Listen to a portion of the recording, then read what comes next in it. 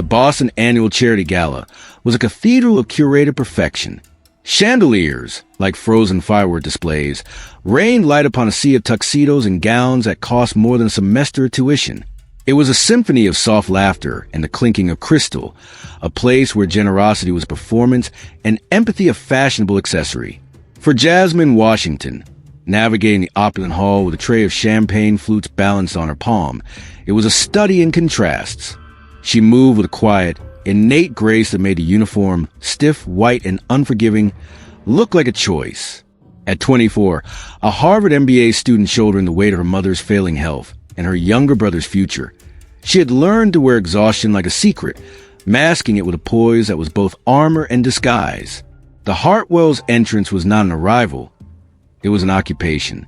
Robert Hartwell, his hair silvered at the temples like a carefully placed accent, cut through the crowd with a controlled, silent authority. But it was his wife, Victoria, who drew the eye. She was a sculpture of silk and sharp edges. Her beauty a weapon she wielded with practiced precision.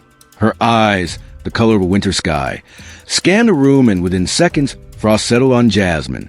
It was the calm that did it. In a world built on frantic social climbing, Jasmine's stillness was in front. Victoria's lips, painted a venomous crimson, curled.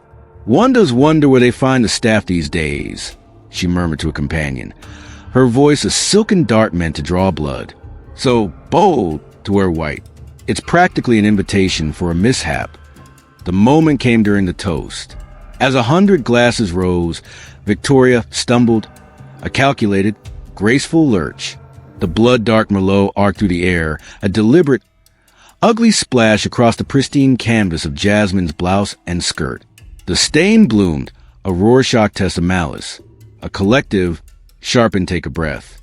Then, a silence more deafening than the orchestra's gentle swell. And Jasmine? She apologized. "My apologies, ma'am. I was in your way." The words were quiet, steady, doused in a fire suppressant of professionalism. It was the expected response, the only one that wouldn't get her fired. It drew a few pitying glances, but many more, smirks of amusement. The hierarchy had been enforced. Order was restored. But across the room, Robert Hartwell watched, his champagne flute frozen halfway to his lips. He didn't see the stain. He saw the girl's posture, ramrod straight. He saw the slight tremor in her hand she instantly stilled. He saw the fire in her eyes, banked but not extinguished. And something in his own carefully ordered world shifted. In the cavernous, marble-lined restroom, Jasmine finally allowed herself to tremble. She gripped the sink, her knuckles white, staring at her ruined reflection. The red wine dripped onto the floor, each drop a punctuation mark in a sentence of humiliation. Then, she leaned close to the mirror, her breath fogging the glass, and whispered to the ghost of Victoria Hartwell smiling in triumph behind her, "You'll remember this dress." Returning to the floor was an act of psychological warfare. The stain was a beacon, a scarlet letter marking her as the night's victim. Every glance felt like a prod. But Jasmine had trained for moments far more terrifying than a room full of bored billionaires. She had soothed her mother through panic attacks, negotiated with condescending loan officers, and defended her thesis to stone-faced professors. This was just another performance. Victoria, however, was just warming up, emboldened by her initial victory. She began a campaign of quiet evisceration. "Such a strong accent you have," she commented loudly as Jasmine served her table. "It's so refreshingly authentic." When Jasmine mentioned she was a student, Victoria's smile was a razor blade. "A student of what, dear? Culinary arts? One must be so practical." Inside, Jasmine's mind was a fortress. Record everything. The voice of Professor Evans was her mantra. The world forgets truth unless it's documented. Beneath the starched fabric of her uniform, a small, high-quality digital recorder was capturing every syrupy sweet insult, every racially coded dart. Her internal monologue was a shield. 3 jobs, mom medicine, Isaiah's textbooks. You know nothing of my practicalities. The climax came when Victoria, with a theatrical flourish, presented the evening's menu, written in elegant, looping French. "Why don't you read this for us, dear?" she purred, her eyes gleaming with anticipated victory. just so we know what we're truly in for. A hush fell over the immediate tables. This was a checkmate. Jasmine took the menu. She did not look at Victoria. She looked at the words, and when she spoke, her voice was clear, her Parisian accent flawless and confident. Le foie gras en tranche, fig et pain d'epics, suivi du turbot rôti, celery rave et caviar assiette. The silence that followed was different this time. It was stunned, respectful. A soft, audible gasp broke from a woman nearby, followed by a murmur of admiration. Victoria's face flushed a mottled, ugly red.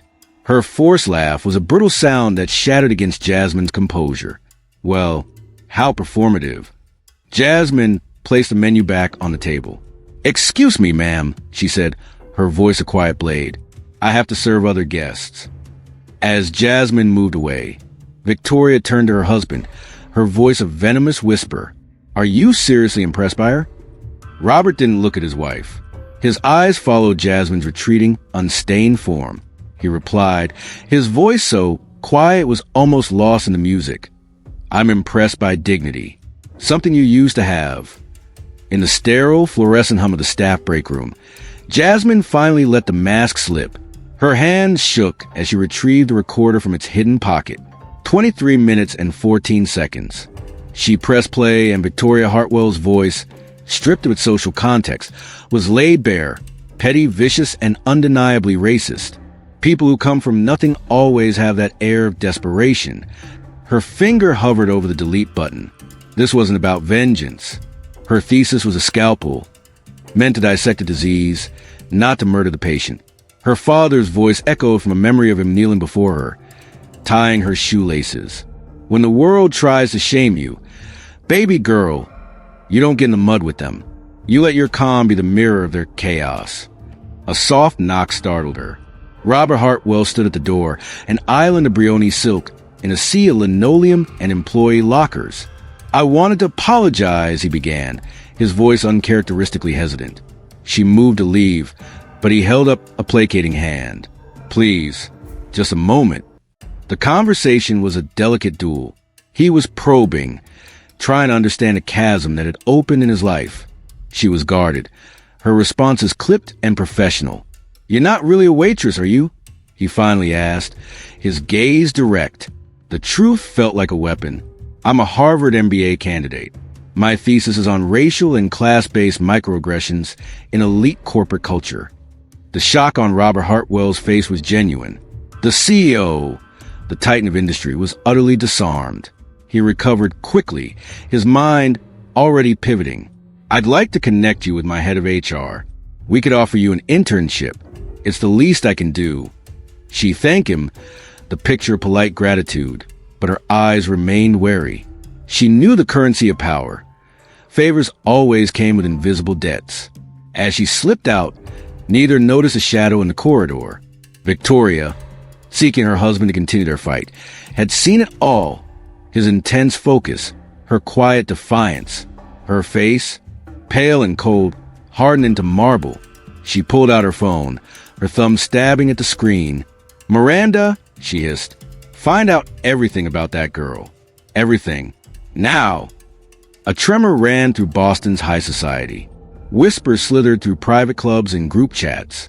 "Did you hear about Victoria Hartwell? And there was an incident with a waitress." Jasmine's world, meanwhile, began to tilt on its axis. A journalist from the Crimson, a contact from a past project, called. "Jasmine, I'm hearing rumors. Are you okay? Is there a story here?" She hesitated, the recorder feeling like a live grenade in her bag.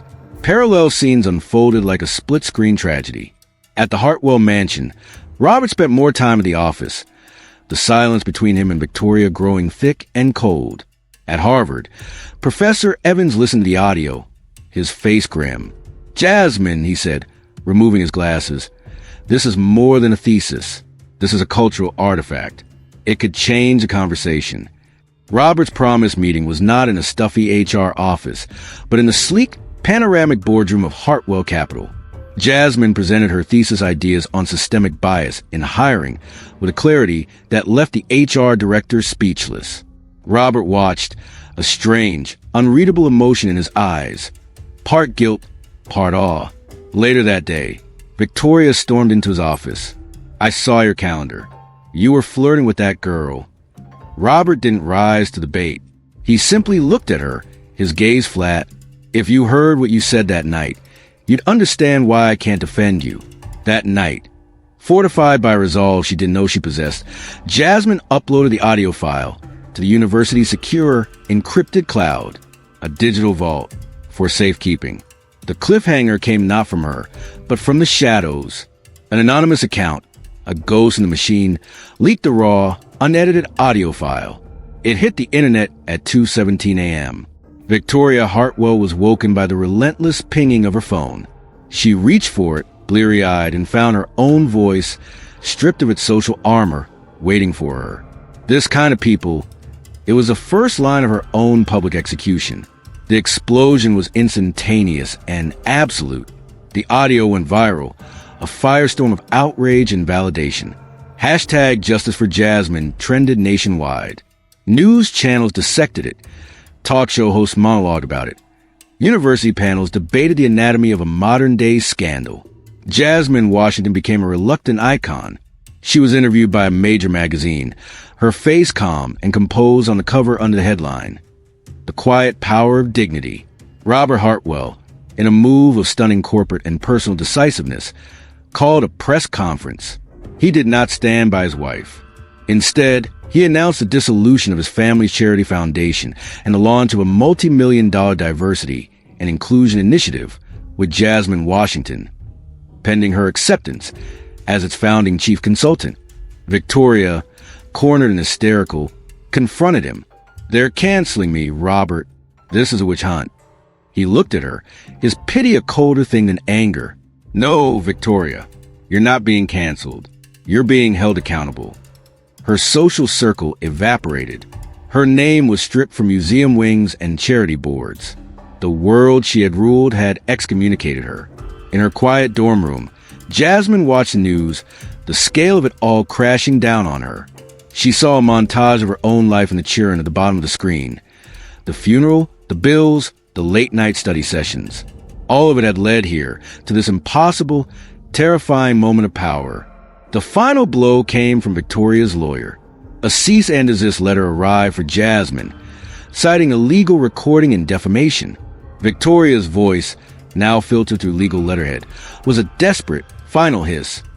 "If she's using my voice without consent, I'll sue her for everything she has." The lawsuit was Victoria's Waterloo. The court dismissed it with prejudice. The judge noting the recording was a clear matter of academic and public interest, and that the plaintiff's own words carried their own indisputable moral weight. The final tether of Robert's loyalty snapped. He filed for separation, citing irreconcilable differences in character and values. The climax was not a courtroom drama, but a seminar. Jasmine, now a figure of poised authority, stood before a packed hall at a National Business Leaders Summit. The title of her talk was Silence, Power, and the Cost of Prejudice. And she wore white. It was the same dress, the one Victoria had stained. She had painstakingly treated it, but a faint, rosy shadow remained, a ghost of the wine, a map of the past. It was no longer a stain of shame. It was a badge of honor. As she reached her conclusion, her voice, amplified and clear, filled the room. "Someone once tried to tear this dress," she said, her hand gently touching the faded mark, "to prove I didn't belong. She thought power was about destruction, but we rise not by tearing others down." Her eyes swept the audience, meeting Robert's proud, emotional gaze, and then looking beyond to the cameras, to the world. We rise by remembering who we are. In her empty, echoing mansion, Victoria watched the live stream on her tablet. The screen cast a cold blue light on her face, which was now stripped of its arrogance, leaving only a hollow, bitter realization. Her cruelty had not broken Jasmine. It had forged her. She had, in her spite, built the very stage on which Jasmine now stood, magnificent and unassailable. Jasmine exited the building into the afternoon sun, to be met by a crowd of students, their faces alight with admiration. They chanted her name, but she smiled, a small, private smile, not a victory, but profound, hard-won peace. The world had torn her dress, but not her dignity.